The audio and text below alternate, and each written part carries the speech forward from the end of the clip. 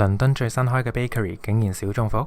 Hello， 今日就嚟咗近期喺 London 爆紅嘅 cafe， 呢一個係前酒店主廚開嘅 bakery， 主打唔同麵包糕點同埋咖啡。我哋呢就嗌咗佢哋嘅 signature 負86度 latte。Suppose 一個杯應該要係好凍嘅，但係我呢一杯呢就冇話雪得好凍，仲要冇人哋所講嘅半沙冰口感。但係呢，飲落去個味都夠 creamy OK 嘅。而家5月份啦，就做緊 strawberry season， 蛋糕都叫唔錯嘅。佢哋呢一個千層拿破崙呢係好鬆脆，配埋呢一個 custard 食咧係真係幾好食嘅。不過我呢一個 vanilla strawberry cheesecake 咧就冇咩 vanilla 同埋 cheese 嘅感覺，好似咧食緊一劈 strawberry jam cream 咁咯。除咗甜品咧，呢一度嘅 bakery 咧都話係出名嘅。我哋咧就嗌咗呢一個 choripán， 但係咧我一切落去咧就覺得有少少出事，個皮唔脆係韌之餘啦，入面個 layer 係Anyway， 老實講呢，我係有少少失望嘅。對我嚟講呢，呢一度只係正常，但係味道驚豔。留言同我講應唔應該俾多次機會佢。